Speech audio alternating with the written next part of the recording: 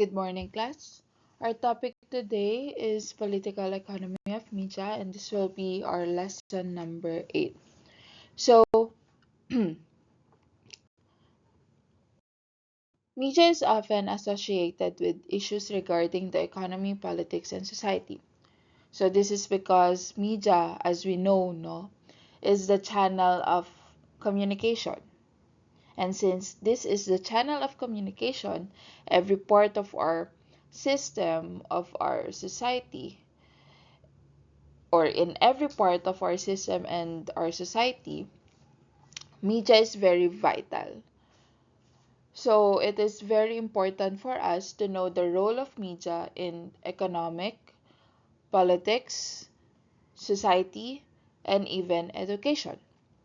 But in today's lesson, we will be focusing more on the role of media in economy and politics, especially in politics, no, which uh, are topic will focus on the political economy of media, which was developed and popularized by Robert W. McChesney. So he was a leading scholar in media studies. Unfortunately, he died March this year, no? So when we say political economy of media, this is a study or an approach that deals with how issues of ownership affect media. Meaning, tinutukoy dito na ang media or media institutions ay pagmamay-ari ng isang tao or ng isang grupo or even ng gobyerno. So this study deals with the overlapping threads of economy and politics and how the relationship of ownership affects society and everyday life. McChesney stated that the political economy of media focuses on the 14 issues that we will be discussing, and this would help us see the role of media in politics and economy. So,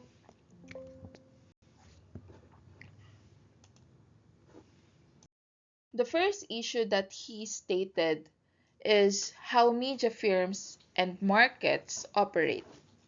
McChesney emphasized that media are dominated by large corporations competing for profit, not simply serving the public. So media, as we know, like print media, broadcast media, new media, ang mga nagmamay-ari o nagkokontrol sa mga ito, gumagawa sa mga ito ay tinatawag nating media institutions. And these media institutions are dominated by large corporations. And they are competing for profit and not simply serving the public. So ownership concentration leads to fewer voices in the marketplace of ideas. Media is a business. Yan ang tatandaan natin. That's why uh, we don't see 100% representation of the world in the media that we have now because of how this media operates. The second issue is the nature of journalism and its relationship to democratic practices. Tandaan natin, class, that for a democratic country like us, journalism must serve as a watchdog and provide critical, independent information. However, under corporate control, journalism is weakened. It shrinks investigative reporting, promotes infotainment or yung tinatawag nating information plus entertainment, and prioritized elite perspectives over the civic needs. So, the quality of journalism affects how well democracy works since us people need good information to make decisions. From our past lesson class or past lessons, we discussed how media can actually affect or how media can actually shape how we think, act, and behave. But then, just like sa ating mga nakaraang topic and discussion, we have discussed po, no, that media has a certain perspective. May isang perspective, particular perspective silang pinapakita. Since it's particular and specific lamang, somehow it is biased. Okay? Kaya, ang laging tandaan, huwag kagad maniniwala sa kung ano ang makikita sa media. Kaya tayo ay, as media and information literate people, tayo ay magre-research hanggang sa makita natin kahit mga 2 o 3 perspective pa about the matter. And we will evaluate and see if we will believe and let that information from those media affect us. The third issue is understanding propaganda from governments, commercial interests, and private parties. So media can function as a propaganda system by framing issues in ways that protect state or corporate power and often leaves dissenting voices marginalized. When we say marginalized, class, this describe a group, a person, or a concept that is treated as insignificant. Okay? Hindi importante. Ganyang bagay. Okay? So, sino ba yung mga nasa marginalized group natin? These are the, mostly in our country, it's us, mga nasa lower or middle and lower classes who are very much affected by the social issues in the country.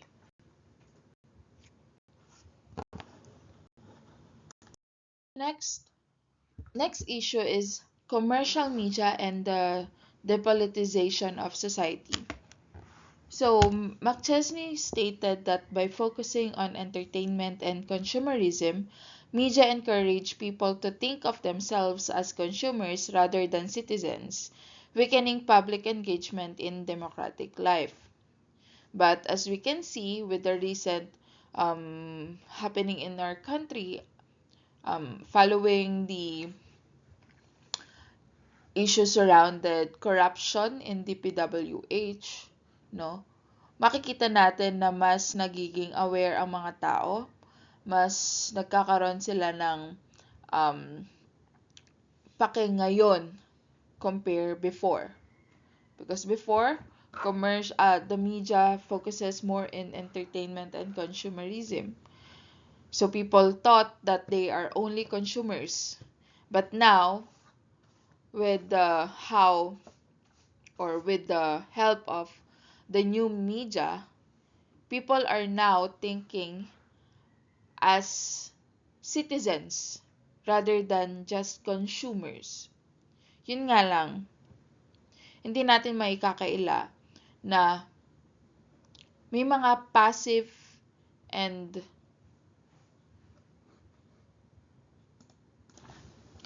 active citizens or consumers of media.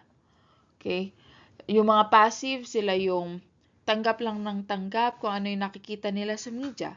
Yung mga active, however, these are the media and information literate people. They don't accept the information immediately. They think critically, they evaluate the information before actually believing or dismissing the information. Okay? So the fifth issue is the relationship of media to racial, gender, and economic inequality. So media ownership and representation often reflect dominant power structures. So stereotypes, exclusion, or underrepresentation of marginalized groups reinforce existing social hierarchies.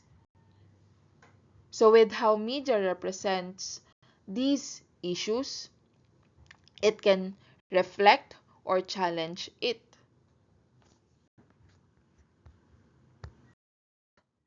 Is the relationship of media to foreign policy and militarism.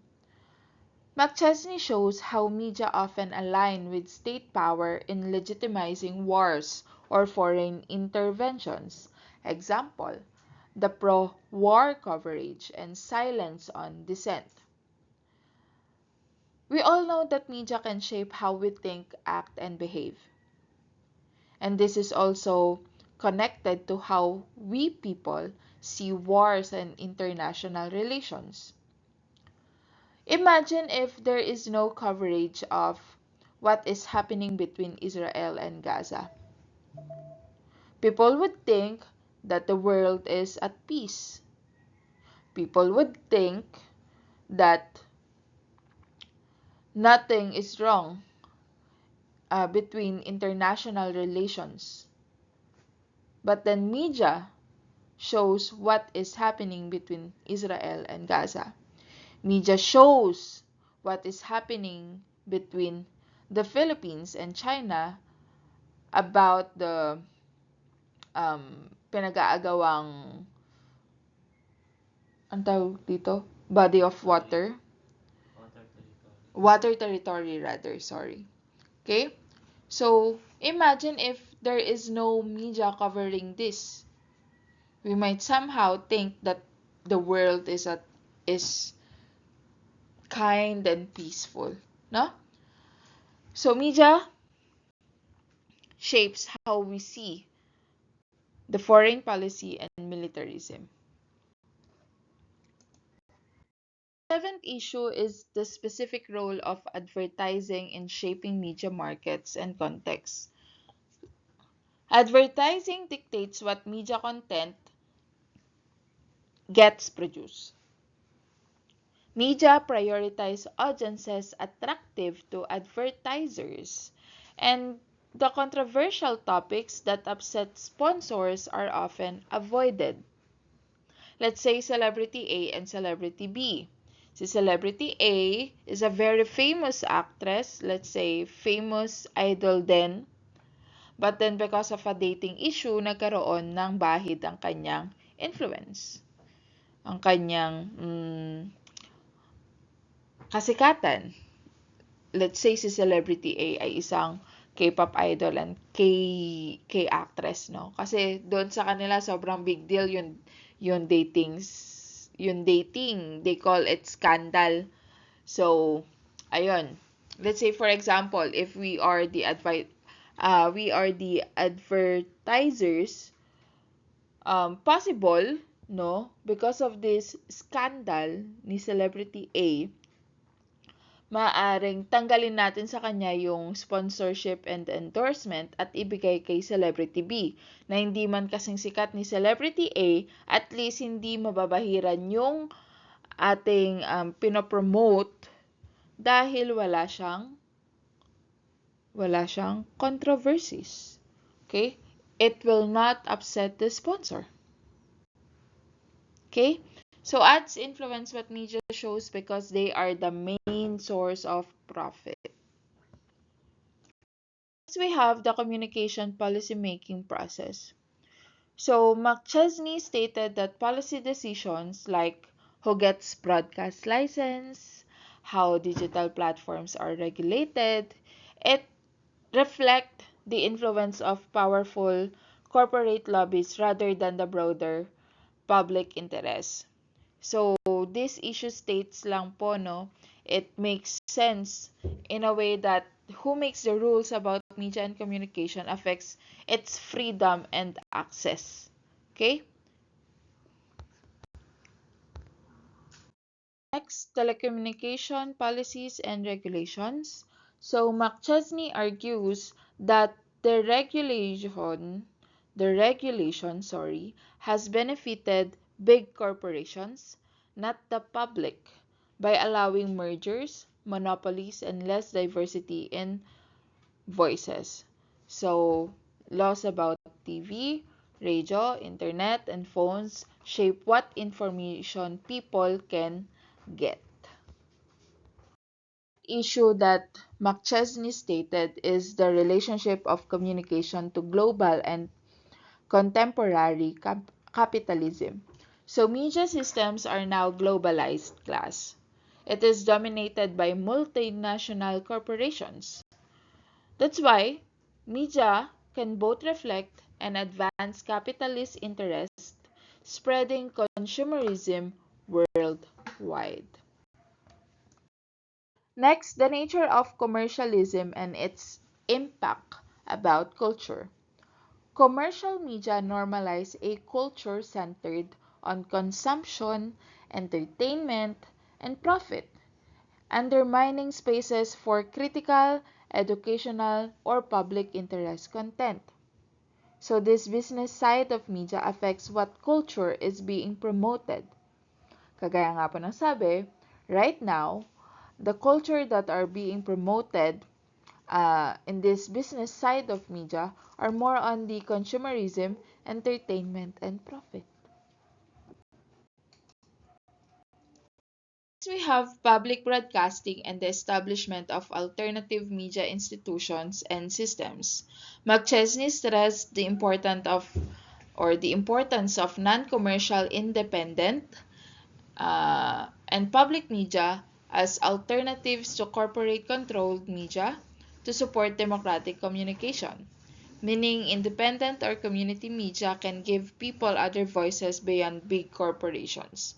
That's why the new media, or yung tinatawag nating um, digital media, which is example nito is social media, is very crucial in today's world because it gives the people the power to voice out their opinions, to voice out their messages, no, beyond this corporate controlled media. Okay, the relationship of technology to media and to politics and society. So new technologies like internet and social media don't automatically create democracy. Sabi ko kanina, because of the new media, nagkaroon ng pagkakataon ang lahat to voice out their opinions because everyone can now post, everyone can now make and create media themselves, no? But then it does not automatically create democracy. But instead, under capitalism, they often become tools of surveillance, commercialization, and inequality. Inequality in a sense that the new media now, or the digital media, has produced this, what we call the digital divide. It is about the gap between those who have access to technologies and gadgets, and those who do not have access to it. Okay, so these new technologies also become tools of commercialization in the sense that they are used to promote, sell, and profit from products, services, and even personal brands. And lastly, these become tools of surveillance in the sense that they allow governments, companies, and even individuals to monitor, track, and collect information about people's activities, behaviors, and preferences. Okay? So new technologies change how people connect and share information. Number 14, the relationship of media to popular social movements. So, social movements before struggle for visibility in mainstream media. But now that we have alternative and digital media, it can now empower them. Only if they can resist corporate capture. So, activists use media to spread messages and organize change, just like what had happened in September 21 about the walk against corruption and other social issues in our country. Sorry. So, bago mangyari yung September 21, yung mga organizers, grupong nag-organize nitong social movement na ito na nangyari noong September 21 ay nag-spread muna ng poster sa Facebook and various social media platforms to spread, no, the message. At dahil maraming tao ang nakakita nun sa social media, marami ring tao ang naging inform at pumunta noong September 21 upang makilahok sa rally. So bukod doon, bukod sa mga taong nagpunta para makidalo or makisali sa or sumali rather sa rally, yung message na ini-spread nila at inorganize nila ay nanatili din naman sa social media. If I'm not mistaken, the hashtag Bahasa Manila, it gained 1,000,000 tweets sa social media platform na X. So, yung paggamit ng hashtag sa social media, yung pagre-share ng mga messages against corruption, no? This is one of the patunay, no, of the relationship of media to popular social movements.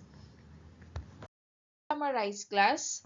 For Robert W. McChesney, the political economy of the media is about studying who controls the media, how economic and political forces shape media structures, and what this means for democracy and public life.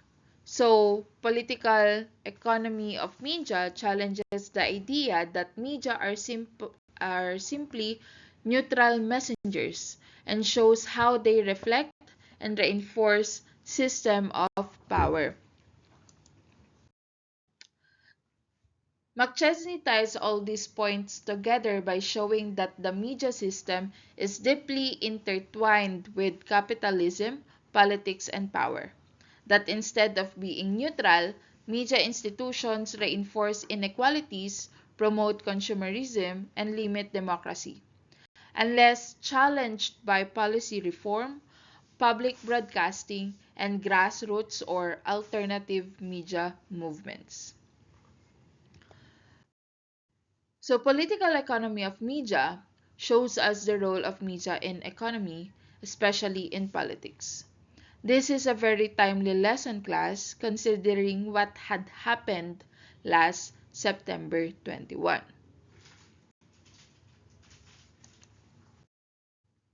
So for your exit sleep or activity today, you will be answering the question in the Google form that we will be providing.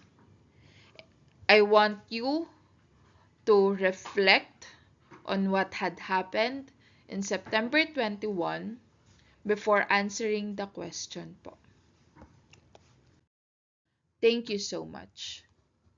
I hope you have learned something today that is very important for all of us. Goodbye.